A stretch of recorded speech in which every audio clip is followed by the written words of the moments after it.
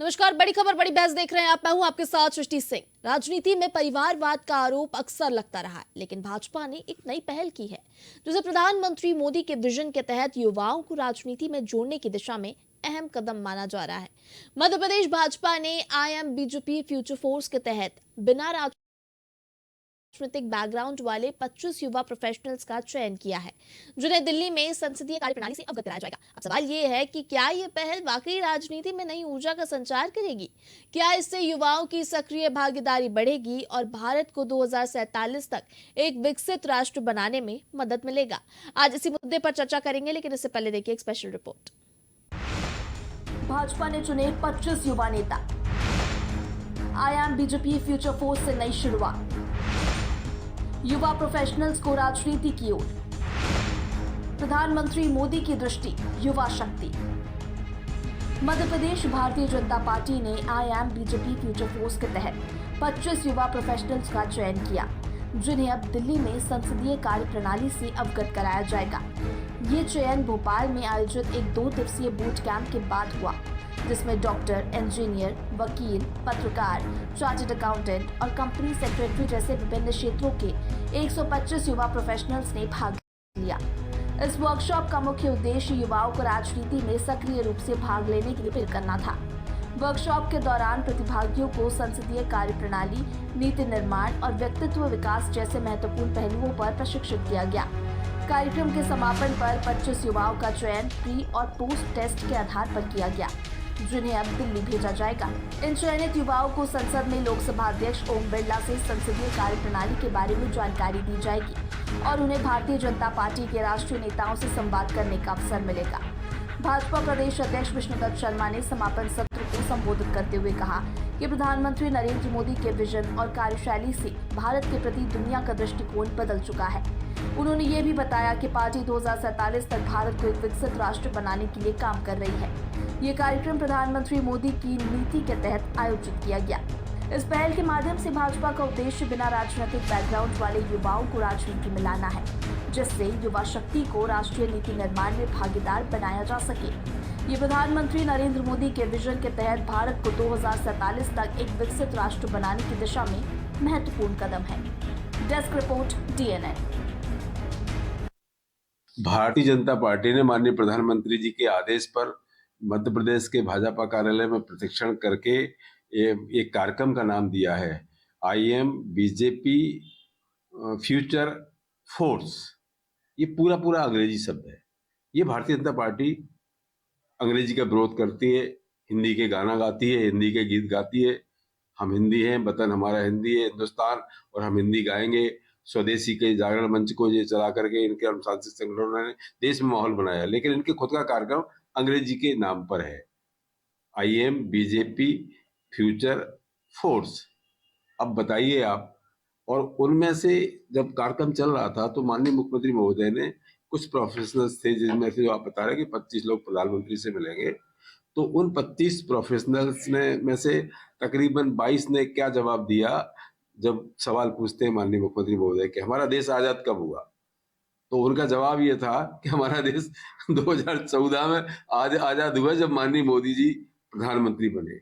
अब इतिहास का जिन्हें ज्ञान नहीं है, उन्हें आप प्रोफेशनल इंजीनियर कहें कि अंधभक्त कहें, इनसे ना तो राजनीतिक में जाके राजनीतिक रूप से किसी का भला कर पाएंगे और ना इनको रोजगार मिलेगा। ये आकांक्षी युवा बने रहे, कुछ भी बने रहे, चाहे फोर्स बने रहे बीजेपी के। सच बात ये है, देश का कोई भला नहीं होने वाला, उनका खुद का भी भला नहीं होगा। देखिए, जिस तरह से माननीय प्रधानमंत्री मोदी जी ने एक सूक्त दिया था ज्ञान का, जिसमें गरीब, युवा, नारी और किसान इनकी बात हो रही थी, तो उसका एक अहम हिस्सा युवा है।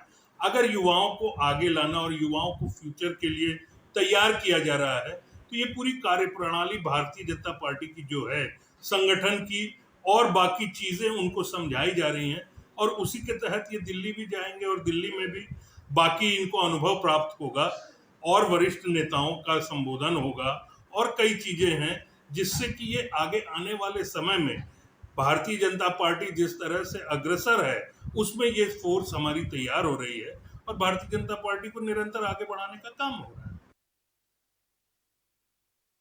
बड़ी बहस में आज इसी मुद्दे पर चर्चा करेंगे। हमारे साथ गेस्ट जुड़ गए, पहले उनसे आपका परिचय करा देते। बीजेपी से हमारे साथ वानी जी जुड़ी हुई है, कांग्रेस से हमारे साथ ज्योति पटेल जी जुड़ी हुई हैं, वहीं हमारे साथ वरिष्ठ पत्रकार भानु चौबे जी जुड़े हुए हैं।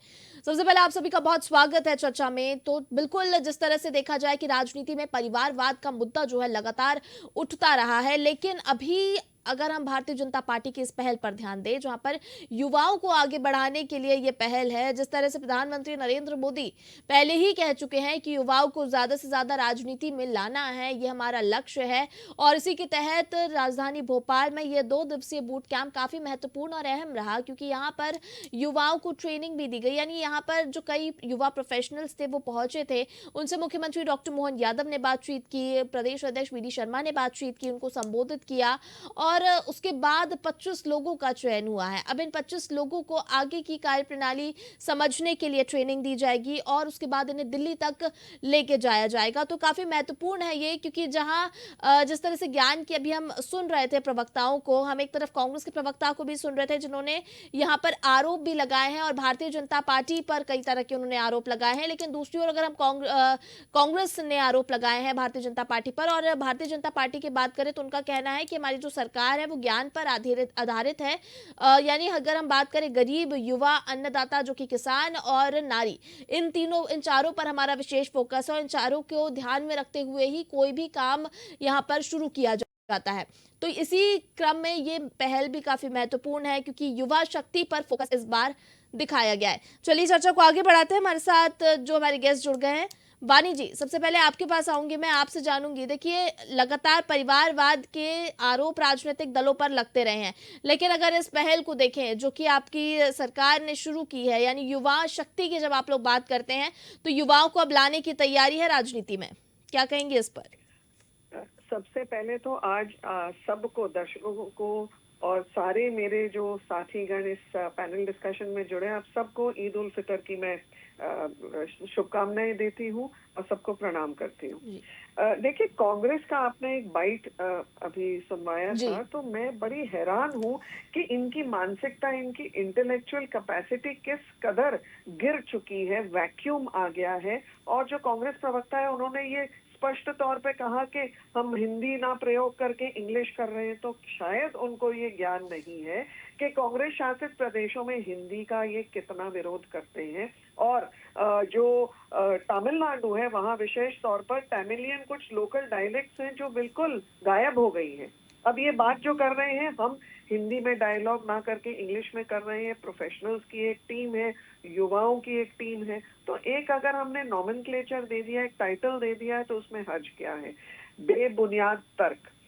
60 साल से पारिवारिक साम्राज्य को जो कांग्रेस चला रहा था, इन युवाओं ने उसके प्रति अपना जो बोला है कि मुक्ति मिली है, इनको स्वतंत्रता मिली है, उससे तो क्या बुरा है। युवा सशक्त हैं, युवा नैतिक जिम्मेदारियां समझते हैं, युवा अपनी सशक्तिकरण के कारण गलत और सही में निर्णय ले सकते हैं। शायद कांग्रेस सशक्तिकरण के भी विरोध में है, क्योंकि प्रधानमंत्री जी ने जब 15 अगस्त के दिन ये घोषणा की थी कि 1 लाख से ज्यादा युवाओं को वो जोड़ेंगे और इस अभियान में कि वो हमारी सबसे बड़ी लोकतांत्रिक की जो व्यवस्था है उसके बारे में जाने, अपने सुझाव दें और उसमें व्यक्तिगत रूप से कहां तक वो इन्वॉल्व होते हैं, जिससे कि देश और समृद्ध, सशक्त बनता है। और उन्हें इस सेवा भाव, राष्ट्रवाद के भाव और सुशासन से अवगत कराना है, भारतीय जनता पार्टी की रीति नीति से अवगत कराना है। इसलिए अब ये 25 युवा दिल्ली जाएंगे, जहां ओम बिरला जितने महान शख्सियत, इतने बड़े शख्सियत से मिलकर लोकतांत्रिक प्रणाली के बारे में उन्हें कुछ चिंतन मंथन करने का अवसर मिलेगा। पॉलिसी मेकिंग प्रोसेस पे उन्हें, लोकसभा की प्रोसीडिंग्स पे, गवर्नमेंट मशीनरी के बारे में, और सबसे इम्पोर्टेंट चीज, जो विश्व की सबसे बड़ी ये राजनीतिक दल भारतीय जनता पार्टी है, उसकी कार्य प्रणाली पे, उसके विचारधारा पर इन्हें सीखने को और एनालाइज करने के लिए मिलेगा। देखिए, हमारा एक लक्ष्य है कि हर व्यक्ति तक हमने अपनी विचारधारा पहुंचानी है, और इसके लिए जो हमारे कार्यकर्ता हैं उनको हम जीवंत इकाई मानते हैं। तो निश्चित रूप से जो युवा जो हमसे प्रेरित होकर भारतीय जनता पार्टी के साथ कनेक्ट होते हैं वो हमारी जीवंत इकाई ही होती है विचारधारा के लिए, और इनके माध्यम से कुछ हमें भी जी। सीखने को मिलेगा, क्योंकि इनके विचार, इनके विकल्प और इनके सुझाव आगे भविष्य के लिए, जिससे कि हम ठीक है। 2047 में प्रधानमंत्री का संकल्प पूरा करेंगे विकसित भारत का। जी, बिल्कुल विकसित भारत की बात कर रही हैं वानी जी। और दूसरी तरफ कांग्रेस के अपने आरोप है। हमारे साथ कांग्रेस से ज्योति पटेल जी जुड़ी हुई हैं। ज्योति जी, आपसे जवाब लेंगे, कैसे देखती हैं आप इसे, भारतीय जनता पार्टी की इस पहल को, यानी युवाओं को जोड़ने की इस पहल को? क्योंकि अभी हम थोड़ी देर पहले जिस तरह से वानी जी जिक्र कर रही थी, हम कांग्रेस प्रवक्ता को सुन रहे थे, उन्होंने तमाम आरोप लगाए हैं। क्या आप उसका समर्थन देती हैं और क्या कुछ उस पर कहेंगी आप? आपसे जवाब लेंगे। देखिए, सबसे पहली बात तो यदि युवाओं को राजनीति में आने की बात है, तो निश्चित रूप से मैं भी इस बात को मानती हूँ कि भारत के भविष्य के लिए बहुत जरूरी है। और मुझे बहुत अच्छा लगा था जब 15 अगस्त को लाल किले की प्राचीर पर प्रधानमंत्री जी झंडा फहरा रहे थे और उस समय पर उन्होंने कहा था कि हम 1 लाख युवाओं को राजनीति में लेकर के आएंगे। तो सबसे पहले तो ये पहले तो क्वेश्चन ये पूछना चाहूंगी कि जब आप 15 अगस्त को झंडा फहरा रहे थे, तो आपने ये बात करी थी, मतलब आप ये मानते हैं कि 15 अगस्त को 1947 को भारत देश आजाद हुआ था। फिर आपके मुख्यमंत्री ये प्रश्न क्यों पूछ रहे हैं कि भारत देश कब आजाद हुआ था? क्या युवा प्रोफेशनल्स को इतना भी नहीं पता कि भारत देश कब आजाद हुआ था? और उन युवा प्रोफेशनल्स ने कहा कि 2014 को भारत देश आजाद हुआ था। तो मुख्यमंत्री जी ने टोका नहीं, पहली बात। दूसरी बात मैं कहना चाहूंगी कि यदि आप राजनीति में 1 लाख युवाओं को लाना चाह रहे हैं, तो उनको स्वतंत्र छोड़िए। वो जिस विचार के साथ जाना चाहे उनको राजनीति में आने के लिए प्रोत्साहन कीजिए, और जिस विचार के साथ वो जाना चाहे वो उनको स्वतंत्र करिए कि आप जिस विचार के साथ जाना चाहते आप जाए। दूसरी बात मैं कहना चाहूंगी कि आपने सीधे उन युवाओं को ला करके I am BJP future force, सीधे उन युवाओं को लाए और आपने सीधा उनको बीजेपी की फोर्स बना दिया, सीधा कन्वर्ट कर दिया।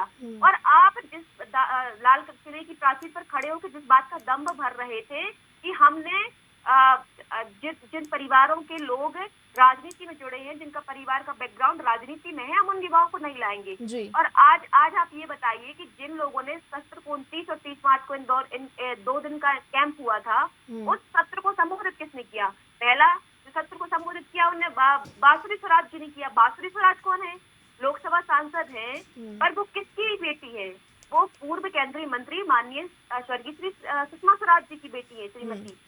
तो आप दूसरी बात, और जो दूसरे जो है, क्या नाम है उनका, विश्वास सारंग जी, जो अभी जो कैबिनेट मंत्री हैं, उनके पिता का नाम क्या है? कैलाश सारंग जी, वो भी एक कैबिनेट मंत्री रहे हैं।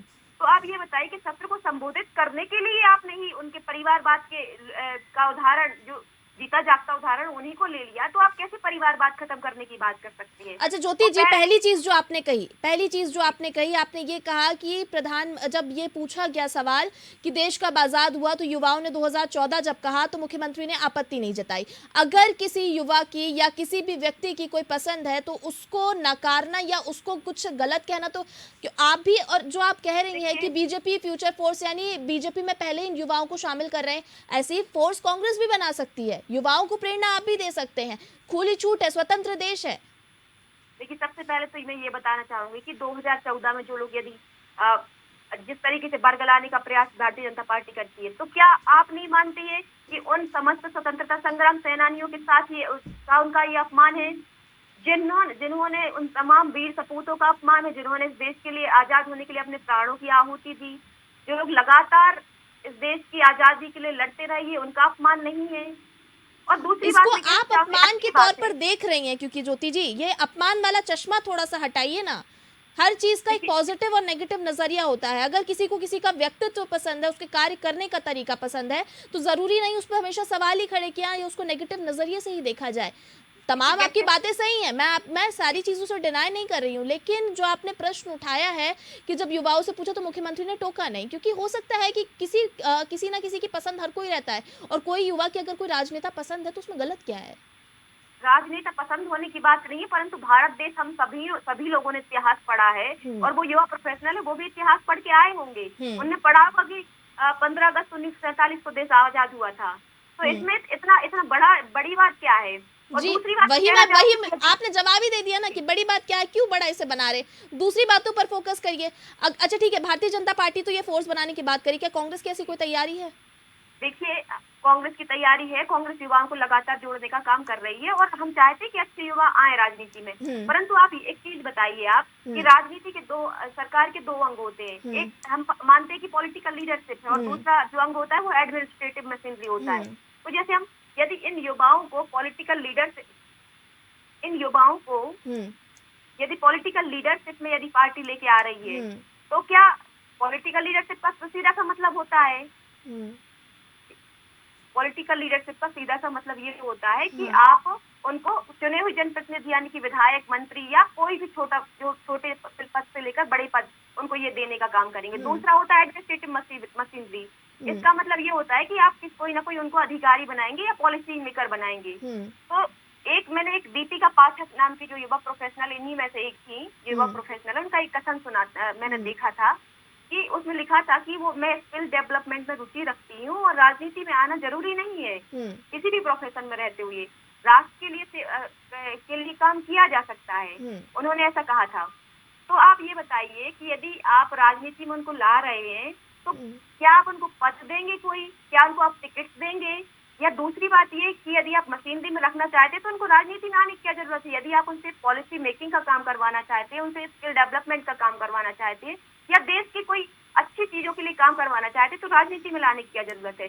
और ज्योति जी एक बात और मैं बीजेपी की तरफ से एक चिंता व्यक्त करना चाहूंगी। यदि वो कहते हैं कि हमारे दरी बिछाने वाले कार्यकर्ताओं को हम पीठ पर ले जाने की बात करती है कि नहीं करती, और जमीनी स्तर पर कार्यकर्ताओं को उनको प्रोत्साहित करने की बात करती है, तो आप जब 1 लाख युवाओं को लेकर के आएंगे तो उन जमीनी स्तर पर कार्य करने वाले कार्यकर्ताओं का क्या होगा? ये भी मैं चिंता करना चाहती हूँ, क्योंकि या तो आप जमीनी स्तर पर कार्य करने वाले व्यक्तियों के साथ छलावा कर रहे हैं या फिर आप उन युवा प्रोफेशनल्स के साथ छलावा कर रहे हैं। ये युवा प्रोफेशनल्स की जो बात आप कह रही हैं ज्योति जी, पहली बात तो इनको ट्रेनिंग दी जाएगी और इनको कोई ज़बरदस्ती नहीं लेके आया है। जो आप बता रही हैं अलग अलग, ये अपनी स्वेच्छा से यहाँ पर आए हैं। ये एक फोर्स भारतीय जनता पार्टी, एक बूट कैंप चलाया गया है जहाँ पर इन युवाओं को घर से पकड़ कर नहीं लाया गया है। ये अपनी स्वेच्छा से यहाँ पर आए हैं और खुद राजनीति में आना चाहते हैं, समझना चाहते हैं। कुछ समय पहले अगर आपने मुख्यमंत्री का एक प्रोग्राम भी देखा होगा तो उसमें भी मुख्यमंत्री जब एक स्कूल स्टूडेंट से वो बातचीत कर रहे थे, उस दौरान उन्होंने पूछा था उनसे कि आप सब कौन सी फील्ड में जाना चाहते हैं। किसी ने भी ये नहीं कहा था कि हम नेता बनना चाहते हैं। और ये सवाल सिर्फ एक भारतीय जनता पार्टी पे नहीं, कांग्रेस और भारतीय जनता पार्टी दोनों के लिए खड़े होते हैं कि कोई भी बच्चा एक नेता बनना क्यों नहीं चाहता। इस पर मुख्यमंत्री ने चिंता भी व्यक्त की थी और उन्होंने ये भी कहा था कि इसीलिए प्रधानमंत्री कहते हैं कि ज्यादा से ज्यादा युवाओं को हमें राजनीति में लाना है ताकि वो समझे जो राजनेताओं की छवि है उसको सुधारने का भी एक कहीं ना कहीं प्रयास है और इसमें दोनों ही दल शामिल है। चलिए भानु जी, आप कैसे देखते हैं इस पहल को? आपसे जानेंगे। दोनों ही दलों को आपने सुना, यानी आपने वानी जी को भी सुना, आपने ज्योति जी को भी सुना। मेरी समझ में नहीं आ रहा कि जिन प्रोफेशनल्स को भारतीय जनता पार्टी अपनी सदस्यता अभियान में शामिल करके पार्टी में लाना चाह रही है, ला रही है, उनको क्या काम देंगे, इस पे ज्योति जी को क्या तकलीफ है और क्या जिज्ञासा है? वो उनके पार्टी का मामला है, वो दरी उठवाएं, नेता बनाएं, मंत्री बनाएं, रॉकेट में उड़ाएं, घर बैठा दें, वो ये इससे पार्टी कांग्रेस को क्या लेना देना है? जी, संगठन की बात है, आंतरिक मामला है। दूसरी बात ये है कि प्रोफेशनल्स का राजनीतिक दलों में आना कोई नई प्रक्रिया नहीं है। नया नाम दे दिया, एक नया अभियान बता दिया, लेकिन ये तो बरसों से प्रोफेशनल राजनीतिक पार्टियों में आते रहे हैं और अभी भी आए हैं और पहले भी आए हैं, बहुत से काम कर चुके हैं, अभी भी कर रहे हैं जी। और तीसरी बात ये कि ये श्रेष्ठी जी, मैं आप ही की बात को फिर से रखता हूँ कि ये एक विशेष सदस्यता अभियान है भाजपा का जी, जिसमें उन्होंने कुछ खास योग्यता वाले लोगों को सदस्य बनाने का एक अभियान छेड़ा हुआ है। बिल्कुल, सदस्यता अभियान किसी भी संगठन के प्राण होते हैं, वो हमेशा चलता रहता है, भर्ती होती रहती है, ना होगी तो संगठन जीवित नहीं रहेगा। आपने ठीक पूछा कि भाई कांग्रेस ऐसा कार्यक्रम क्यों नहीं चला रही है? चला रही है तो कौन सा चला रही है बताइए, नाम बताइए, उसका शुरू करना है, कहाँ फॉर्म मिलेंगे, कौन लोग आ रहे हैं, आप बताइए अपना प्लानिंग। तो जवाब तो ठीक देना चाहिए जी, लेकिन आलोचना से जवाब थोड़ा नहीं मिलेगा।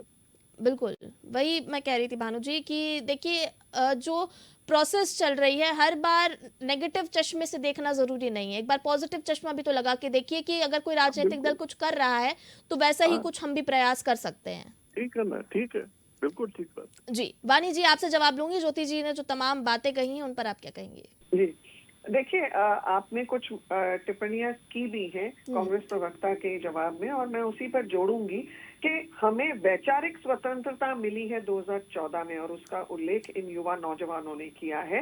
इस मंच पर आने के लिए वो स्वतंत्र थे, किसी ने बंदी बनाकर नहीं उनको यहाँ पेश किया है, वो अपनी जिज्ञासा पूर्ति के लिए आए हैं। परंतु कांग्रेस के प्रवक्ता का जो दुर्भाग्यपूर्ण जवाब था, उससे स्पष्ट ये होता है कि कांग्रेस में कार्यकर्ता नहीं है। यदि आपको कोई पद मिला है तभी आपका प्रसिद्धि होती है, तभी आप नेता होते हैं। परंतु भारतीय जनता पार्टी एक कैडर बेस्ड पार्टी है, जिसमें हम कार्यकर्ता पहले हैं, नेता बाद में है। पहले हम विचारधारा के वाहक हैं, उसके बाद हम आगे नीतियों रीतियों पर उल्लेख करते हुए जनता तक पहुंचते हुए और काम करते हैं। और हमारी पार्टी में पॉलिटिक्स ऑफ परफॉर्मेंस है, इसीलिए निरंतर नवाचार, निरंतर हमें चेंजेस लानी है, और ये रिफॉर्मेटिव पॉलिटिक्स है, इसलिए इसमें स्वीकार्यता जनता से मिल रही है। मैं दो आपको उदाहरण दूंगी। हाल ही में जित्तू पटवारी जी ने ये बहुत स्पष्ट कहा एक मंच से कि आपस में मत लड़ो भाई। तो कांग्रेस में कितनी असामान्यता है, कांग्रेस में कितने गुट है, ये इसलिए है क्योंकि एक मूल विचारधारा नहीं है। और अभी भी आज एक वक्तव्य जारी हुआ है कि जो जिला अध्यक्ष होंगे कांग्रेस में, अभी नवीन जो घोषणाएं होनी है, उन्हें बहुत पावरफुल बनाना है, परंतु उसकी स्वीकृति एक गांधी नाम के शख्स से मिलेगी, खड़गे जी को। तो कहीं ना कहीं गांधी के बगैर तो ये काम नहीं कर पाते। ये नकली गांधी परिवार, इसके जब तक मुहर नहीं लगती तो ये काम नहीं कर पाते। और आपको ये भी याद होगा कि राहुल गांधी ने कांग्रेस के जो सम्मेलन किया था अभी हाल ही में गुजरात में, उन्होंने कितना अपमानित किया अपने कार्यकर्ताओं को। तो जहां कांग्रेस में विचारधारा का अभाव, जहां पर वैचारिक वैक्यूम, जहां पर एक पार्टी का वर्चस्व, परिवार गांधी का, वो भी नकली गांधी, ये क्योंकि गांधी नाम का दुरुपयोग ये हर स्थान पर करते हैं, और इस मंशा से तो कभी भी जनता के बीच स्वीकृति नहीं मिल सकती। ठीक है ज्योति जी, एक जवाब दे दीजिए। जो मैंने सवाल किया था वही भानु जी ने भी सवाल किया है कि कांग्रेस क्या ऐसी कोई रणनीति लाएगी, नए युवाओं को अपनी पार्टी में शामिल करने की रणनीति, या फिर ऐसा कुछ प्रोसेस देखने को मिलेगा कांग्रेस में, ऐसा कोई नवाचार? देखिए, कांग्रेस तो लगातार अपने रिस्ट्रक्चर के लिए, नवाचार के लिए, अपने पार्टी को आगे बढ़ाने के लिए काम कर रही है। परंतु मैं कहीं ना कहीं समझती हूँ कि जो आज वर्तमान में युवाओं की स्थिति है, उस पर सरकार को ध्यान देना चाहिए। सरकार लच्छेदार बातें करके, ये इस तरीके से युवाओं को मन भटका के जिस तरीके से बातें कर रही है, मुझे लगता है कि ये कहीं ना कहीं जो युवा बेरोजगारी का आपने 2-3 दिन पहले देखा होगा कि इनके मोहन यादव सरकार के एक मंत्री जो विकास स्किल डेवलपमेंट के जो मंत्री थे, उन्होंने कहा कि युवा बेरोजगारों का सारे युवा बेरोजगारों का नाम बदल के उन्हें युवा आकांक्षी रख दिया। तो मुझे तो ऐसा लगता है कि कहीं ना कहीं इनकी एक राजनीतिक षड्यंत्र है। ये युवाओं को भटकाने के लिए राजनीति में लाने की बात कर रहे हैं, या फिर ये युवा बेरोजगार का नाम बदल के युवा आकांक्षी रखने की बात कर रहे हैं। तो आप ये बताइए कि आपने युवाओं को रोजगार देने के लिए क्या प्लानिंग की है, क्या व्यवस्था की? क्या केवल आप अपनी पार्टी को बढ़ाते रहेंगे? केवल आप अपनी भारतीय जनता पार्टी को देश में और दुनिया में सबसे बड़ी पार्टी बनाने का दर्जा देते रहेंगे? युवाओं के साथ आप क्यों छलावा कर रहे हैं? ठीक है, आपके आरोप ज्योति जी अपने जगह है, यानी आलोचनाएं तो अपनी जगह है। भानु जी, कमेंट मैं आपसे लूंगी, आखिरी कमेंट, क्योंकि देखिए पक्ष है अपनी योजनाओं के बारे में, अपनी रणनीतियों के बारे में वो बताएगा ही, विपक्ष है उसका काम है विरोध करना, तो चाहे कैसी भी रणनीति हो या पहल हो उसका विरोध तो देखने को मिलेगा ही।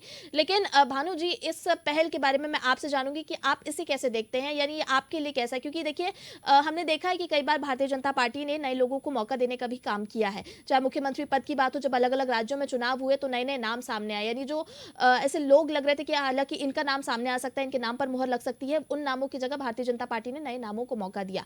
और अब युवाओं को जब युवा प्रोफेशनल्स को जब लाने की बात कर रही है भारतीय जनता पार्टी, तो इस पहल को आप कैसे देखते हैं? इस पर एक आखिरी कमेंट दे दीजिए। दोस्ती, आप देखिए, पहली बात तो ये जो मैं कह चुका कि ये एक सदस्यता अभियान है, ये उनका अधिकार है, और जो लोग आ रहे हैं वो अपनी मर्जी से आ रहे हैं। बिल्कुल। उनका भविष्य बर्बाद हो रहा है या बन रहा है, या उसमें कुछ विकृति आ रही है, ये देखना उन युवाओं के अभिभावकों का काम है, किसी राजनीतिक दल की जिम्मेदारी नहीं है ये। कांग्रेस इसकी जिम्मेदारी न ले कि उन युवाओं का भविष्य क्या होगा, उनके अभिभावक देखेंगे, पेरेंट्स देखेंगे। और तीसरी बात ये सृष्टि जी के चलिए कम से कम राजनीति में आने का एक सिलसिला, एक तहजीब तो तैयार की जा रही है कि किस तरीके से आएंगे लोग, किस तरीके से आएंगे लोग। अभी तो क्या है, 4 रैली में हुआ ही है, आप नेता हो जाते हैं पार्टी के, बिल्कुल तमगा टांग लेते हैं, झंडा टांग लेते हैं, नाम चलने लगता है, फिर धीरे से पद मिल जाता है। कोई सिलसिला ही नहीं है, कोई तहजीब ही नहीं है, कोई तमीज ही नहीं, कोई सलीका नहीं, कोई तरीका नहीं जिसमें होके आदमी निकले और ऊपर आ जाए। तो चलिए एक सिलसिला शुरू हो रहा है जिसमें वो एक मान्यता डिग्री मांगी गई है, प्रोफेशनल होना चाहिए। चलिए प्रोफेशनल है तो कौन सी डिग्री है बताइए, क्या काम करते हैं बताइए। चलिए एक कहीं से तो एक उसका डिसिप्लिन आया, कुछ शुरुआत हो रही है और कांग्रेस इसको फॉलो करे, वो भी कोई अभियान शुरू करे और अट्रैक्ट करे अपनी वैल्यूज के लिए, अपने उद्देश्यों के लिए, लोगों से कहे कि अगर हम अच्छे हैं तो हमारे पास सही है। जी भानु जी, एक और कमेंट मैं आपसे लूंगी क्योंकि आपने सवाल छेड़ ही दिया है। जब देखिए जिस तरह से अभी युवा आने वाले हैं, युवा प्रोफेशनल्स की हम बात कर रहे हैं, और इस प्रोफेशनल्स में जब हमने देखा जो 25 लोग सिलेक्ट हुए हैं, इसमें डॉक्टर्स हैं, इंजीनियर्स हैं, कंपनी सेक्रेटरी हैं, चार्टर्ड अकाउंटेंट है, तमाम तरह के प्रोफेशनल्स हैं। और कई बार हमने देखा है कि जो जनता है वो कई तरह के सवाल उठाती है कि हमारे नेता पढ़े लिखे नहीं हैं, इतनी उनके पास कोई डिग्री नहीं है, ये नहीं है। तो जब ये युवा प्रोफेशनल्स आएंगे तो उसके बाद कहीं ना कहीं क्वालिटी भी इंप्रूव होगी। आप ठीक कह रही हैं। जब ये चर्चा चली है कि राजनीति का स्तर गिरता जा रहा है, विकृति आती जा रही है, सत्यानाश हो रहा है राजनीति का, तब ये बात उठी है कि ये इसलिए हो रहा है कि अच्छे लोग राजनीति में नहीं आना चाहते, इसलिए राजनीति की विकृति आ रही है, उसका क्वालिटी गिर रही है। अब जब अच्छे लोग आने लगे तब भी हम आरोप लगाएं, आपत्ति जताएं, तो हमको कहीं स्टैंड तो लेना चाहिए कि चलिए एक सुधार कोई भी पार्टी कर रही है, कल से आप भी करेंगे, आप भी सत्ता में आएंगे, आप भी कर सकते हैं, विपक्ष में रह के भी कर सकते हैं। तो कम से कम एक सिलसिला, एक तहजीब तो शुरू होने दीजिए, एक तरीका तो शुरू होने दीजिए। जी बिल्कुल भानु जी, यही उम्मीद करते हैं कि जो फोर्स की बात यहाँ पर हो रही है और प्रधानमंत्री ने जिस तरह से कहा है कि 1 लाख युवाओं को जोड़ने का काम हम कर रहे हैं, वो सफलतापूर्वक देखने को मिले। फिलहाल इस चर्चा को यहीं विराम देंगे। हमारे सभी गेस्ट का हमारे साथ जुड़ने के लिए बहुत धन्यवाद। वानी जी आपका बहुत धन्यवाद, ज्योति जी आपका बहुत धन्यवाद, और भानु जी आपका भी बहुत धन्यवाद। तो बिल्कुल भारतीय जनता पार्टी ने नई पहल शुरू की है जहां पर युवाओं को राजनीति में लाने की तैयारी है। I am BJP future force के तहत यहाँ पर जो 25 युवा सिलेक्ट हुए, इनका कोई राजनीतिक बैकग्राउंड नहीं है। अब आगे इस रणनीति के तहत कैसे कार्य किया जाता है, हालांकि भारतीय जनता पार्टी कह रही है आगे की ट्रेनिंग दी जाएगी। ये ट्रेनिंग कैसी होती है और क्या कुछ नया यहां पर देखने को मिलता है, ये फिलहाल भविष्य के घर में है। फिलहाल बड़ी खबर बड़ी बहस में इतना ही। मुझे दीजिए इजाजत, आप देखते रहिए DNN। नमस्कार।